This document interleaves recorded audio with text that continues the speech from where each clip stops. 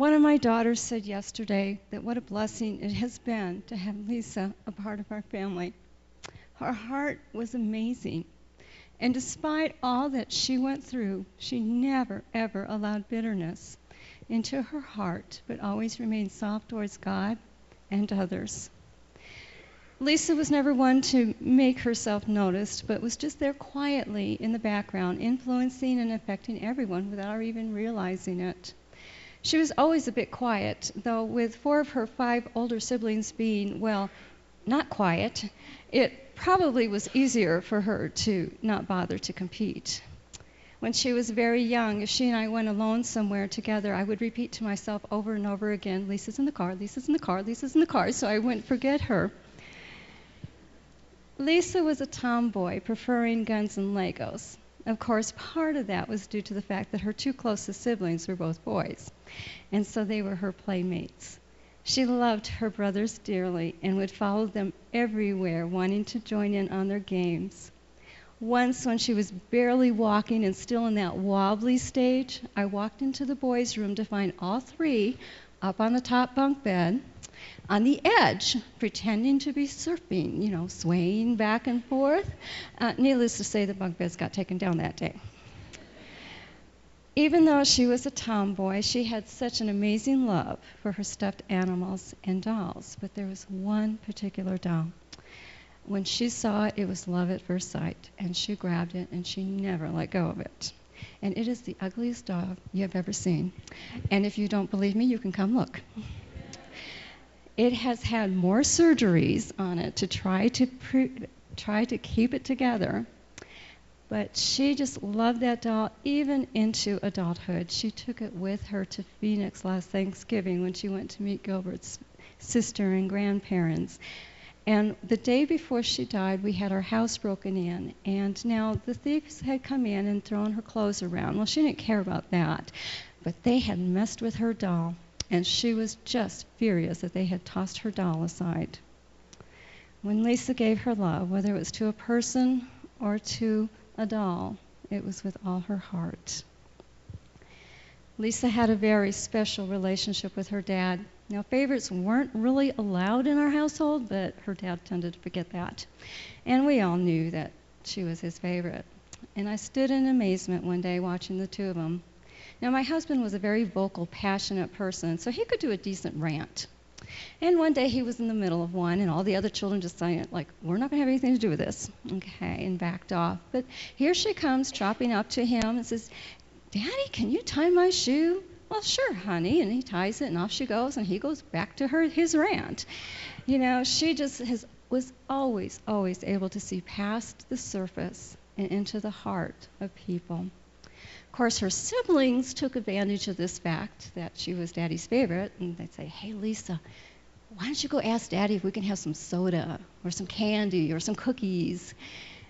And I realized it was starting to get a little out of hand when I started asking her, Hey, Lisa, would you ask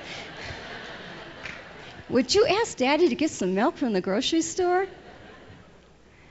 Lisa had a wonderful sense of humor, and laughter was a part of most of her life. She could find laughter out of the simplest of things. She and I would kiss goodbye and good night, and because sometimes static electricity would build up in our living room, we would reach up and one of us would touch the other person's cheek so that, when we kiss, it wouldn't be like a real shocker. Just recently, I told her that all her children were going to grow up thinking that part of kissing was patting a person's cheek. She laughed and we went our separate ways. Well, a few days later, Gilbert brought her home, and she came in laughing so hard she couldn't even talk. Finally, she was able to tell me that when Gilbert went to kiss her goodbye, without thinking, she just reached up and patted his cheek.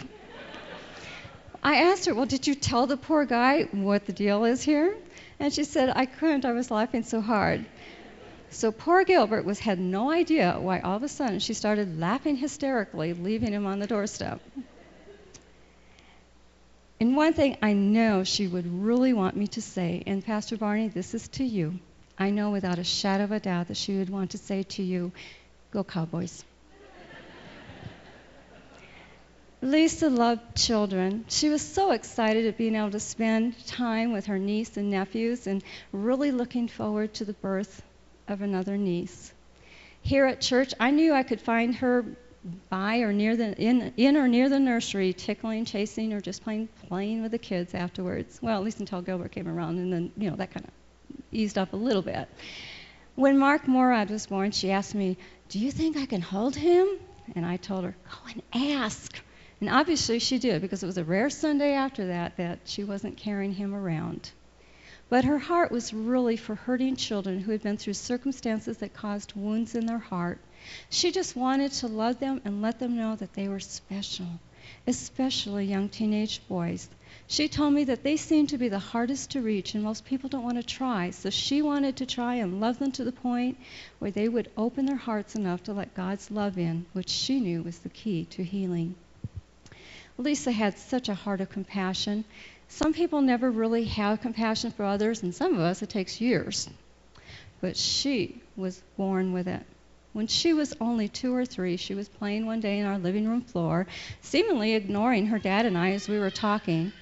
And I mentioned I really needed to go down the hall to get something, but I was just too tired to get up. Well, right then and there, she jumped up, ran down the hall, and got whatever that item was for me. And that was just a toddler. That compassion was why she wanted to be a missionary nurse. She dreamed about going to South America. She didn't have a particular country, but she knew it was going to be South America, where she could minister to others as a nurse. When it became obvious that she and Gilbert were very serious in the relationship, I asked her if she was still planning on going to South America. And she said, "Well, yes." Well, I said, "Well, what about Gilbert?" And she told me, "Well, he's going to the field of," well, I can't remember what it's called, but it's basically the study of lizards and snakes, and there's plenty of those in South America. I never did ask Gilbert what he thought of that. This semester, she took a class to become a certified nursing assistant. She was so excited to be able to go to Berlin Meadows for the week of clinicals. She had a class assignment where she was to write about her week. She didn't write about the procedures she learned or any of the technical part. She wrote about the people and how she loved them. She wrote about the heartache that she felt at seeing their pain, and she mentioned individuals that had touched her heart. And she ended her report saying, "Those days were some of the best days of her life." That was our Lisa, all heart.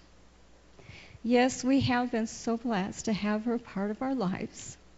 Psalm 30 verse 5 states, "Weeping may endure for a night, but joy comes in the morning." Frankly, this is my night. I'm going to miss her so much. But Lisa, she's in her morning. She believed what the Bible says about Jesus, and she gave her life to him years ago. And so now she is with him, where there's no more tears, no more sorrow, no more pain, but only joy.